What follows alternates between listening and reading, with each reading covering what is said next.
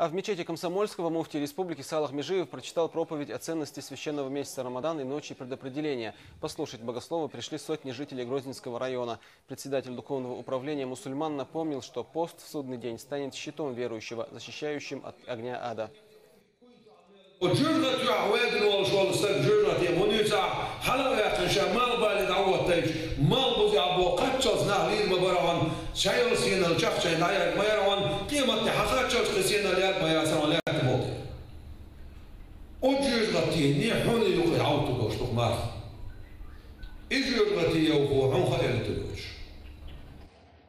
Кроме этого, имамы муниципалитета прочитали Коран. От регионального фонда имени Кадырова для верующих был организован ифтар, после которого они прочитали мавлид. Также все желающие утром смогут посетить зиярты. Автобусы с утра будут ждать паломников перед местной мечетью.